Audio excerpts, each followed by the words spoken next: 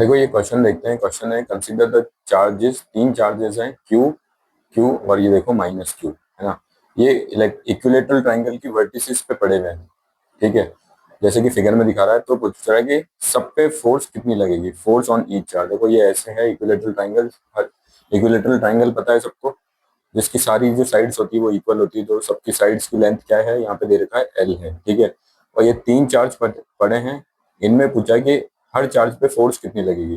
तो देखो यहाँ पे कूलम्ब्स लॉ लगेगा और सुपरपोजिशन थ्योरम लगेगी और पैरेललोग्राम लॉ लगेगा। देखो बहुत ही सिंपल है।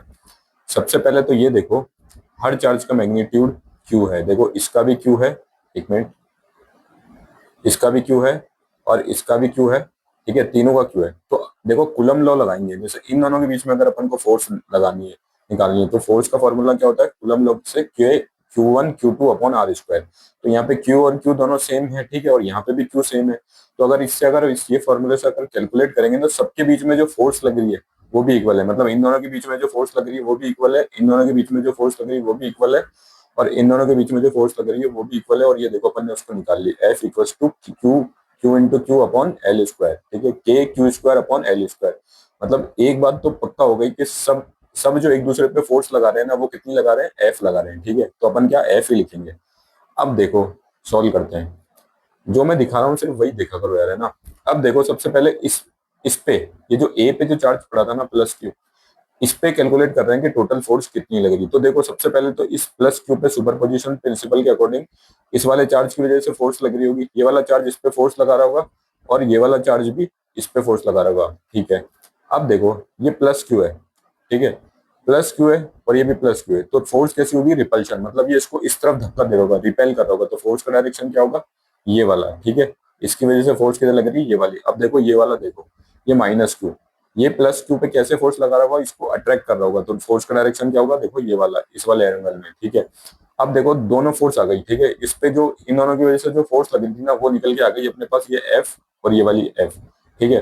तो अपन को रिजल्टेंट निकालना है, तो रिजल्टेंट ठीक बीच में आएगा। अब देखो ये ठीक बीच में कैसे बता सकते हैं, जब भी दो फोर्स लग रही हो, ठीक है, याद रखना, जब भी दो फोर्स लग रही हो और उनका मैग्नीट्यूड इक्वल हो, ठीक है, उनका मैग्नीट्यूड इक्वल हो, तो रिजल्टेंट हमेशा एंगल बाइसेक्टर पे आता है। एंगल बाइसेक्टर का मतलब एंगल के बिल्कुल बीचों बीच से जाता है। तो देखो रिजल्टेंट फोर्स इस डायरेक्शन में आएगा। अब अपन को ये कैलकुलेट करना है ये वाला रिजल्टेंट कितना है, तो अपना आंसर आ जाएगा। तो देखो सबसे पहले तो इस फोर्स की वैल्यू पता है, अपन ने निकाल के रख ली थी, इस फोर्स की वैल्यू पता है, ठीक है। और ये वाला एंगल है, इक्विलेटरल ट्रायंगल है, तो कितना होगा, 60 डिग्री। अब देखो ये 60 डिग्री है, देखो इस फोटो को मैं ऐसे कैसे, ये वाला देखो ये लाइन और ये ऐसे, और ये वाली लाइन को मैं ऐसे कैसे निकाल के लिखा, ये वाला एंगल कितना था यहाँ पे, 60 डिग्री। सॉरी यहाँ पे नहीं बना, सही नहीं लग रहा है, यही बताता हूँ। देखो मैं, ये देखो ये पूरा एंगल कितना होगा, 180 डिग्री, है ना। अब देखो ये वाला एंगल 60 है, ये वाला अगर एंगल अगर 60 है तो ये वाला एंगल कितना हो जाएगा, 120। कितना हो जाएगा, 120। सिंपल था, समझ में आ गया होगा। मैं आपको बता देता हूँ पेन से। देखो ये वाला एंगल अगर 60 है तो ये वाला एंगल कितना हो जाएगा, 120। इन दोनों के बीच का एंगल चाहिए होता है ना अपन को नेट फोर्स निकालने के लिए, ठीक है। तो देखो अब देखो यहाँ पे इस वाले डायग्राम को मैंने ऐसे लिख लिया, ऐसे निकाल के रख लिया, ये वाला ये है ना ऐसे, इस वाले को और इस वाले को और इस वाले को देखो ऐसे निकाल के रख लिया, ठीक है। अपन को ये नेट फोर्स निकालनी है और दोनों फोर्स के बीच में एंगल कितना है, 120। तो नेट फोर्स का फॉर्मूला कितना होता है, F1 square plus F2 square plus 2F1 F2 cos theta. और कॉस थीटा क्या होता है, याद रखना, इस वाली फोर्स और इस वाली फोर्स के बीच में कितना एंगल है, और एंगल कितना था अपना 120, जो लीनियर पेयर एंगल से अपन ने निकाल लिया था। तो देखो फोर्स F1 भी F है, F2 भी F है, तो ये फॉर्मूला लगा दो, है ना। कॉस की वैल्यू कितनी हो जाएगी, कॉस थीटा की वैल्यू कितनी हो जाएगी, 120 डिग्री। कॉस 120 डिग्री होता है -1/2। तो देखो ये दोनों जुड़ जाएंगे, 2F square plus 2F square into -1/2। ये 2 से 2 कैंसिल हो जाएगा, प्लस माइनस माइनस, तो ये बचेगा कितना, -F स्क्वायर। तो 2F square minus F square कितना हो जाएगा, F स्क्वायर। स्क्वायर से रूट कैंसिल हो जाएगा, तो आंसर क्या आ जाएगा, नेट फोर्स इसकी वजह से एफ, और किसके अलोंग होगी, बीसी के अलोंग। देखो यहाँ पे देखो डायरेक्शन कैसे लेंगे, देखो ये जो फोर्स है ये इस डायरेक्शन में है, ठीक है, इस डायरेक्शन में किसके अलोंग, इसके अलोंग, बीसी के अलोंग, ठीक है। तो इसका डायरेक्शन भी बता सकते हैं।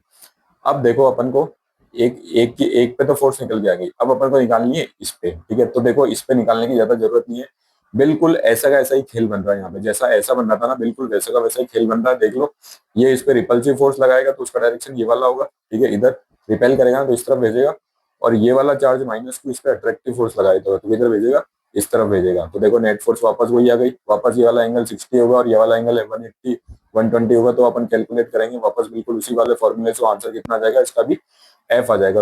और अब के बाद डायरेक्शन क्या होगा, अलोंग एसी। देखो ये ऐसे है ना, ठीक है, किसके अलोंग है, इस वाली को देखो अलोंग एसी, ठीक है, सिंपल सा है। अब देखो दो की फोर्स निकल गई, अब लास्ट ये तीसरा बचता है, ठीक है। अब देखो इस -q चार्ज पे ये वाला चार्ज फोर्स लगा रहा होगा, इसको अट्रैक्ट कर रहा होगा अपनी तरफ, ये वाला डायरेक्शन, ये भी इसको अट्रैक्ट कर रहा होगा, ठीक है। तो ये वाला डायरेक्शन रिजल्टेंट, जब वापस से वही वाला बात, दो फोर्स इक्वल हो और अलग अलग डायरेक्शन में लग रही हो, तो नेट फोर्स जो होती है वो बिल्कुल उसके एंगल बाइसेक्टर से निकलती है। तो ये एंगल इन दोनों के बीच में कितना है, 60। तो जो नेट फोर्स का डायरेक्शन है वो ये वाला है, ठीक है ना। अब इसको एन वेक्टर मान लेना अपन, इसके तो इसके लिए तो वैसे बता नहीं सकते डायरेक्शन। तो देखो दोनों फोर्स के बीच में एंगल कितना हो गया, 60 डिग्री। तो वापस अपने पास वाला फॉर्मूला, यहाँ पे कॉस थीटा की जगह क्या लिखना है, कॉस 60, जिसकी वैल्यू होती है 1/2। इसको कैलकुलेट करेंगे तो ये 2 से ये 2 कैंसिल हो जाएगा, तो 2f² प्लस f², तो कितना हो जाएगा, √3f²। फोर्स नेट फोर्स कितनी आ जाएगी, √3f। तो ये तीनों चार्जों की वजह से अपन ने फोर्स कैलकुलेट करके दिखा दी। Thank you.